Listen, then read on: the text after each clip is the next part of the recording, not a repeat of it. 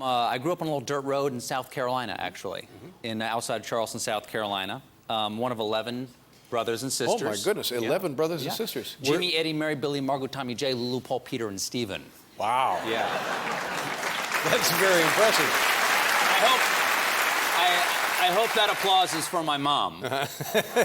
And were you the last of I'm the the kids? baby, yeah. Oh, my Yeah. God. Now, what was that experience like, for heaven's sakes? Well, you know, it seems, I mean, every family seems normal to the people who are in it. But I mean, my experience with it is, my mom had a little trouble remembering the names at times. You know, you'd be doing something you weren't supposed to do, and she would go, Jimmy, Eddie, Mary, Billy, number 11. You know. Good enough. Yeah, she knew I was a prime number. And how do your brothers and sisters regard you still as the baby? Well, yeah, I don't think I'll ever not be the baby. Yeah. Yeah, I mean, I mean, they still think of me as being 10. You know? They're like, he's driving now. Did you notice that Stephen is shaving? They're like, well, yeah, I'm married and I have 3 children. And they're like, he's so precocious. Why can't we get the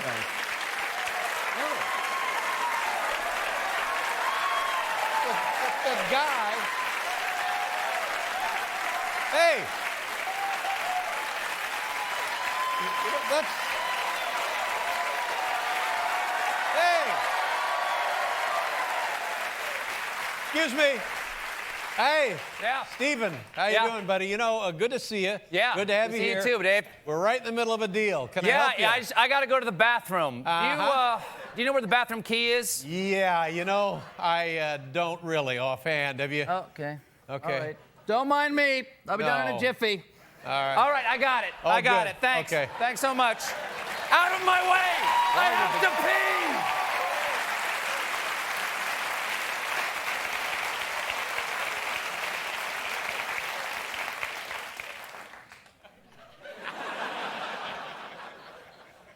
Did I say if you're in the area, drop in and use the... And you know a friend of ours, Amy Sedaris. Oh, yeah, I know Amy very well. I've known Amy since before she had imaginary boyfriends. Yeah. Whenever she's on the show, she talks about, I think it's Ricky. Maybe Ricky, her imaginary boyfriend. I knew her when she had flesh and blood boyfriends. But I really think imaginary boyfriends are a better fit. You know? Yeah, I can see that. They get her, you know? It's a meeting of the minds. And can you give us a different perspective on the woman? I find her fascinating. Well, yeah, I mean, a lot of people from the outside, you know, you think she might be wired a little differently or something like that. But those of us who know and love her are very worried. Concerned, yeah. I can real concerned, I can understand So that. beautiful. She's so beautiful, Lovely, though. yeah. So much beauty on such a tiny skull. Look, a little coconut head. She'd look good carved in a gift shop. Don't you think? But very energetic. Oh yeah, absolutely. Yeah. She, you know, in her next life, she should come back as a monkey. Yeah. Energetic in a way that perhaps should be controlled. Yeah, maybe so. Maybe so. Yeah. Now, you've come to us tonight with a little stupid human trick, I'm told. Yeah, I've actually had this skill since I was young, and I've never done it on TV. I've always wanted to come on your show and do it. Okay, this is Well, what is it going to be now? Oh, it's a trick I do with my ear. I fold my ear inside out. Right. Which is not the trick. Right. And then the trick comes after that. Okay. The trick is a result of an operation I had when I was younger. What was the operation? Oh, I had something wrong with inside my ear, and so they scooped it all out with a melon baller. Yeah. This is just a prop. Doesn't work at all. So there's parts missing? It's all gone. Nothing in here. Really? Hello. Absolutely. So watch it. This is the... Okay, here we go. Should I do it now? Yes. Okay. There we go.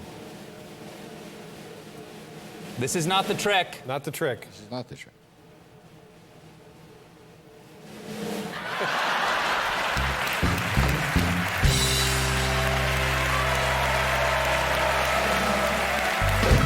About a month ago or so, you were at the White House Correspondents' Dinner. Now, now, what an honor! That was a great night. It was a real honor. It's the press corps, the White House press corps. Is that what Everybody it is? in the White House press corps. Everybody was anybody in Washington and President Bush. And the idea is we.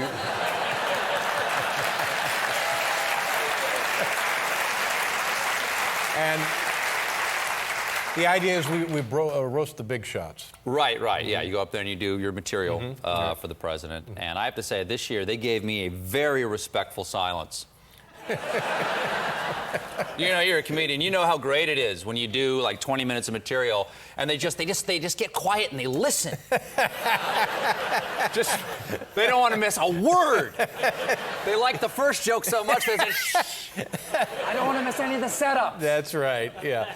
Yeah. Did you get to meet President Bush? He is so nice. He's such a charming guy. He was really nice to my mom. That's what I'll say. Right. Yeah. And did he have any words for you? Yeah, he had a word for me. Yeah. Well, there you go. Yeah. It spoke volumes. You're like in now. Yeah, he said, well, have some fun out there. Yeah, have some fun out there. Yeah. And did anybody warn you about not being too hard on the president? Some aides came up to me beforehand and said, are you gonna be nice?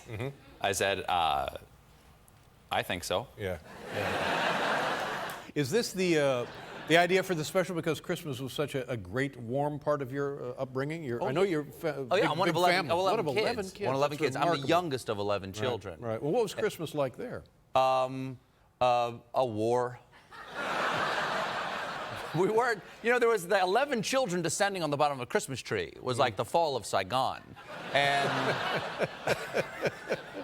there's a holiday image. Yeah. And we weren't allowed to go down until Mom and Dad gave the approval. Right. We had to line on the steps from youngest to oldest child, you know, Jimmy, Eddie, Mary, Billy, Tom, Jerry, Little Paper, Stephen on the bottom.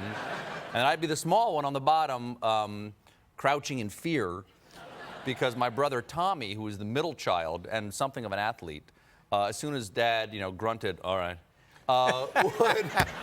would launch himself like a spider monkey and land at the bottom of the stairs. Yeah. And so us young ones, me and Peter and Paul, we'd crouch in fear of getting our necks snapped. Oh, God. But again, Dad, in full holiday spirit, says... Yeah. All right. I have some pictures here, and I don't know what they have to do with you, and maybe you don't... I'm not exactly sure which Maybe picture you don't either. Oh, actually, that is... This is God's Sir name, Richard what Branson. does this have to do with Do you know who this person... This is Well, we Sir know- Richard Branson. Yeah, the Virgin Empire. Virgin Empire, Yeah. Virgin, you know, this guy, he's the rebel billionaire Right. who has his own airline and his own cola and his own record company, and yet he finds it necessary not just to go surfing or windsurfing, but kite surfing with a naked model on his back Right. to prove that he's somebody special. Right. And he did an interview recently where he said he would like to fist fight me. Fist fight you? Yes, he said he would like to fist fight me, so I have Well, I mean, challenged what- him but what- to a chicken fight with naked models on our backs. That's all well and good. But honestly, what is the possible provocation here? I don't know what I did to Sir Dick to upset him. But he thinks I'm too big. He thinks I'm too big for my boots, he I said. see. Oh, is that right? He was asked what historical figure he'd like to fight, and he said Stephen Colbert. I think he thinks I'm dead. Yeah. But I'd like to fight, chicken fight him for charity. Of course, for charity. We're looking for a ref, Dave. You could keep your clothes on. But honest to God, if I lived to be 1,000, this wouldn't happen to me. Honest to God. I mean, the closest I could come was riding on his back, you know. I'm not sure if that's reprehensible or really admirable, that photo. Oh, it's completely admirable. That's absolutely. Are you kidding me? I'm 62. I'm telling you. I looked at this and I began to swell up with admiration.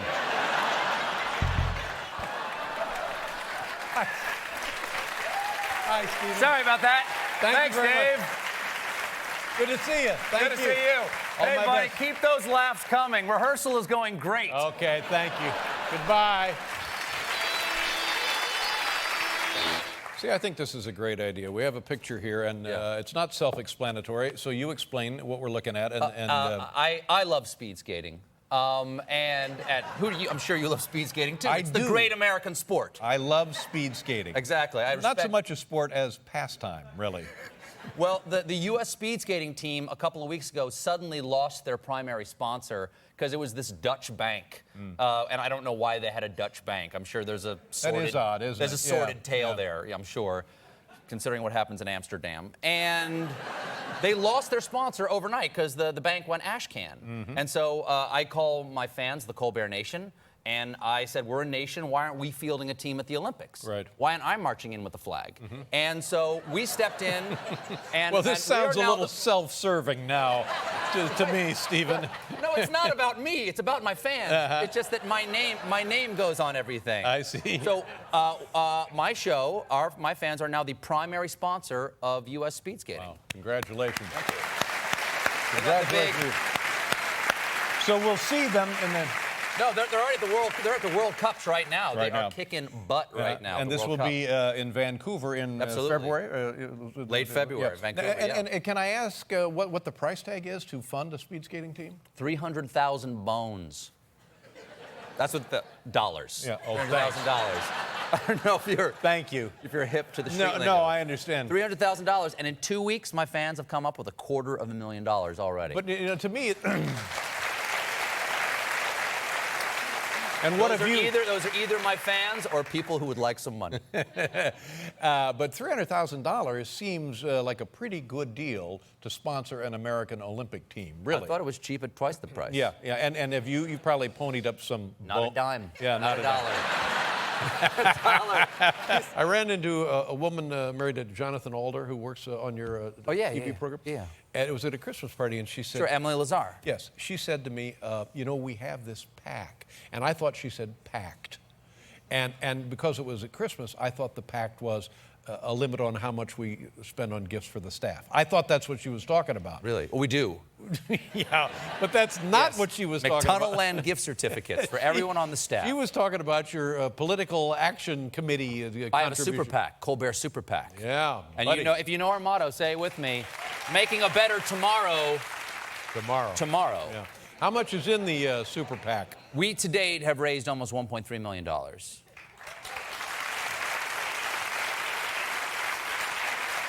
I don't really understand why you're applauding. There you And go. how much is the boat, Steve? What did you say that was? We're well on our way to the down payment, Dave. Well, now, By the way, I could use the money to buy that. There's nothing in federal election law that says I couldn't use all the money to buy myself a sailboat. is that true? That's true. If it's not illegal, you can use super PAC money to buy it. Really? Yeah, yeah. So it doesn't have to go to a candidate, go to a campaign, go to a cause, go to lobbying. It My can be cause anything. could be to educate people of how big of a boat I have. And I wish that were a joke. But that's completely legal. Really? Yeah. So this begs the question, what will become of the money? Who's asking, Dave? I don't know. I don't know what I'll do with the money. I might, I might jump in, land like a ton of bricks on some election. I might throw in between the two candidates. I don't know. I'm fielding phone calls right now. Right. I'm a power broker. I'm a kingmaker now. Now, is this money generating interest? Have you invested someplace? Is it in escrow or something? Well, the nice thing is that the great thing about it is that I don't have to tell you. Yes, you do. No, Yes, you do. I don't have to tell you. Yes, you But do. no, You're on TV. The great thing about federal election you laws, have to tell I me. actually don't have, Yes, I don't you do. have to tell you. You have to tell me because We use some of it. We use some of it. I briefly kind of ran for president in South remember Carolina that, in yeah. January. And I hadn't, thank you, one person who Johnny. voted for me. This is Johnny. Is that Johnny from It's South Johnny from Carolina? South Carolina. What's up, Bubba? Hey, man. Well, I wasn't going to run for president because I ran for president 4 years ago in South Carolina for the president of South Carolina. Right. And I wasn't going to do it because, that's kind of done. But then in a poll in South Carolina, I was beating John Huntsman. And I thought, well, he's a two-term Why governor. not? He's Yeah, a exactly. bastard. Sure. China is no, you don't sneeze if at that not guy. now, when? But for you God's can't sake? have a super PAC and run for office, and so because they have to be non-coordinated. Right. That's how we keep the dirty money away from the candidates. Keep the candidates clean. So I gave it to this guy who I barely knew, named John Stewart, and I said, "Will you run my super PAC?" So he had control of the money. He had control of my money, Right. And to run his super PAC, he used the only people who knew how to run it, which was my staff. My staff ran his super PAC, but totally uncoordinated with me. Everyone working for John was on red team. Yeah. And everyone working for me was on blue team. But and to keep them separate, they wore different T-shirts. Red team wore a blue T-shirt that said red team in green. I don't think you know any more about this than I do. At the end of the day, when you come back the next time, what will have happened to the 1.3 million? I hope we will have made the world a better place. That's all. Now, you and Ian McKellen have something in common. Yeah, we're both in The Hobbit. No, you're not. Yeah, we are. We're both in The Hobbit. No, no, I know I'm kind of the breakout star of The Hobbit, Dave. I don't want to tell anybody where I am, but I'm in it. I'm in this next one coming up. And you can prove it? Check IMDb. I'm in there. It says Stephen Colbert is in the movie. And if it's on the internet, Dave, it's true. What? Well, you're right about that. Thank you very much. What part and how? Evidently, I and my wife and my two boys were invited down to New Zealand to play around with the folks in The Hobbit by Peter Jackson. We went down there, and we're in a scene in Lake Town. I don't want to say like where in the movie. I'd say it's kind of a Where's Waldo? Okay, a little bit of Where's Waldo. But I was hoping I was going to be an elf because I already have one pointed ear. Really? I've never noticed. Yeah, that. look at this. But once I show you this, you can never unsee it. Look at that. Just look right over there. See? See him right there? I'll be darned. Yeah. It's a bit of an anomaly, isn't it? Yeah.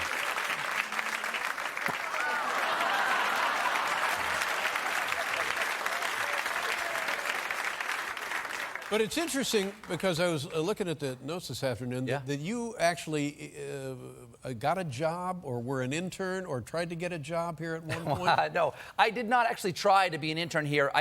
I was accepted as an intern here. Here's what happened: is in 1986, my girlfriend in college got an appointment to interview for an internship at the old show over May I at ask NBC. what became of her? You'll see. It's part of the story. She came here for the internship, and she was in the room getting the interview, and I'm just waiting in the hallway like a boob. And the person in the next door opens up and says, "Are you the next guy for the thing?" And I said, "No, my friend's in there." And they said, "Well, do you want to just come talk?" And I said, "Okay." We had a 15-minute conversation. I got the internship. She did not. Yeah, that's what she said. And the relationship did not last. Oh, my. Yeah, and then I did the foolish thing. I did not take the internship. And why was that? Because you did not pay people. It doesn't sound foolish It's to an me. expensive city. Yeah. It's an expensive. Dave, I got to ask, the next job I'm taking here, that pays, right? I have nothing to do with that. Because I already signed. But you get the valuable college credit. You could have had that. Okay, good. Do you have your phone ready to go? Oh, hell yeah, at all times. You and me, of course. Sure. Can we do a selfie? Is this still what people do? No, this is actually very retro now. Can we do one? I love it. I would love to do it. Right? Okay.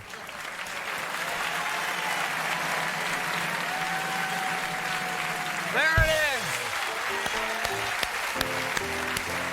Thank you, Dave. Thank you. Thank you. Now, you have a writing sample that you submitted to the show? I did. That's the other brush with greatness I had with you, Dave. In 1986, I applied to be an intern, didn't take the job. In 1997, you guys were looking for writers. Right. And I was gainfully unemployed. I was unemployed at a professional level. And my writing partner and I, Paul Dinello, we submitted a packet to you guys. And I know Paul Dinello. you know Paul, yeah, you know Paul. He's a great guy. Still works on my show. And y'all didn't call for like 4 months. And by the time you didn't, not right. I know. now I know why. Because you're like, are there writers starving in the streets out there? And when you finally called, we had already been picked up for Strangers with Candy, the series. That's right. You're doing your own thing. Yeah. So when you called to come meet us, because we heard. We like you. We want to meet you. We couldn't take the job. Right, so again, let's hear what you have. But in anticipation of coming on, I found the top 10 list that we submitted. Well, you put it on your own blue card. I brought my own blue cards because come on, guys, Dave. come prepared. Come on. Okay. All right. So we submitted this 17 years ago to your show, and we found it yesterday. All right, what's the topic? Okay, people usually leave milk and cookies for Santa, but because we submitted it around Christmas time. Milk and cookie for Santas, but he's an adult male. It's a stressful job. He might want a cocktail. So these are the top 10 cocktails for Santa. Top 10 cocktails from Santa. Okay, go ahead, Paul. Okay. What? I'll never get it. What are you talking about? Never get it. He doesn't have the job yet. What are you doing over there? Good heavens. Don't let the door hit you in the ass. Thanks a lot, Dave. Make him feel at home. Okay, the top 10 cocktails for Santa. Anton, you can get in on this. Oh, all right. All right. Top 10 cocktails for Santa. Okay, number 10, the Rusty Blitzen. It's 1 ounce of scotch, 1 ounce of Drambuie, twist of venison. Twist of venison. Number 9, Mama said nog you out. 3 fingers of eggnog, 1 finger of ether.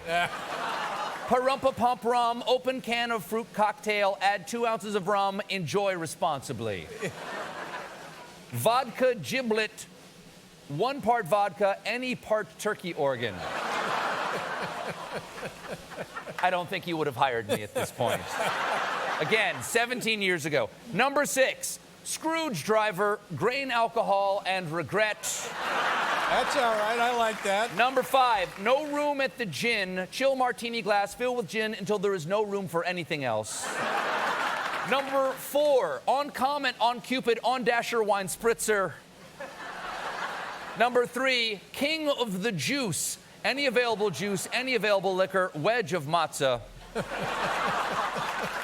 Number 2, Jack Frost, equal parts Jack Daniels and Snow, seasonal. And the number 1 cocktail for Santa, Silent Night Train.